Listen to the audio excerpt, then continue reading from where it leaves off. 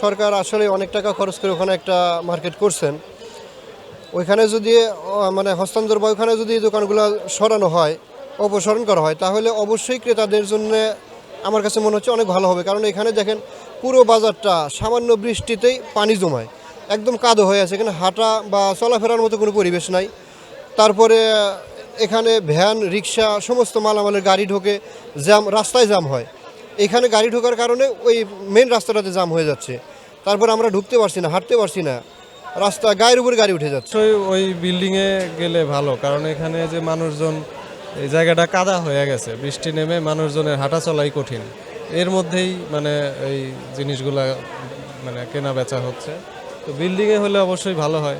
ক্রেতা বিক্রেতা যে ইয়াটা হয়, ব্যবসা বাণিজ্য হয়, সেই ক্ষেত্রে এই ওয়েদার খারাপ, বৃষ্টি বাদলের কারণে এই জায়গাটা পানি জমট বেঁধে থাকে।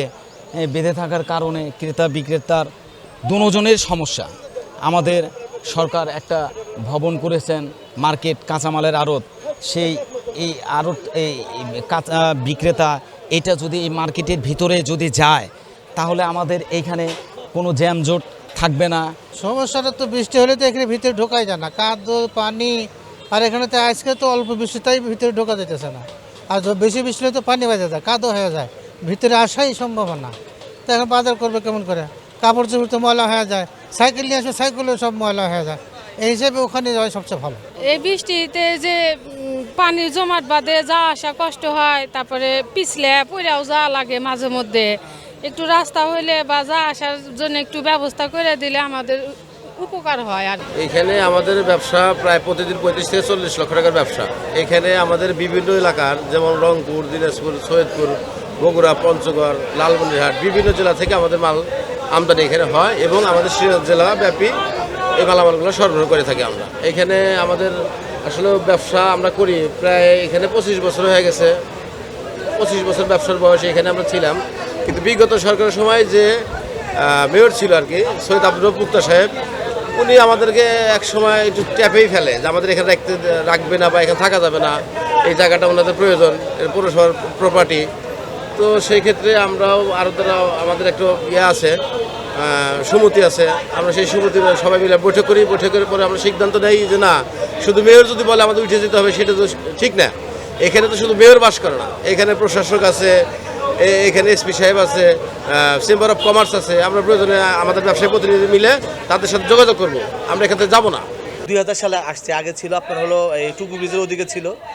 এটা বন্যার পরেই আসলে এখানে চলে আসছে। 98 যে বন্যা হয়েছিল, সে বন্যার পরে আসলে এখানে পৌর কাঁচামাল হিসেবে এটা নাম পায়। আর এই 22টা আড়তে মোটামুটি আমাদের সিরাজগঞ্জে যারা লোকাল ব্যাপারী আছে, তারা বিভিন্ন মোকাম করে।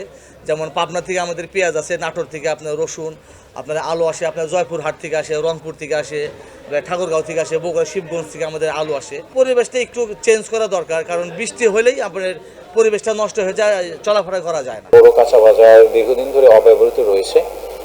আমরা যেটা সর্বশেষ সভায় আমরা সিদ্ধান্ত নিয়েছি, জেলার পৌরসভার কমিটি যে আছে, সেই কমিটির সিদ্ধান্ত নিয়েছে পৌর কাঁচা বাজারটা দ্রুত চালু করা হবে। এবং এটা জেলা প্রশাসক মহোদয়ের একটা পরামর্শ ছিল, যেখানে যদি ফার্মার্স মার্কেট অর্থাৎ কৃষকদেরকে প্রায়োরিটি দেওয়া যায়, কৃষকরা সরাসরি তাদের ক্ষেত থেকে ফসল এনে বিক্রি করতে পারবে, এখানে শাক সবজি এবং অন্যান্য উৎপাদিত ফসল, সেই সুযোগ আমরা রাখছি। এবং সামনে যে জায়গাটা নোংরা হয়ে আছে সেখানে পরিষ্কার করা হবে, সেখানে পার্কিংয়ের জায়গা তৈরি করে দেওয়া হবে এবং খুব দ্রুতই আশা করা যায় এই মাসের মধ্যে আমরা এটা চালু করতে পারবো ইনশাআল্লাহ।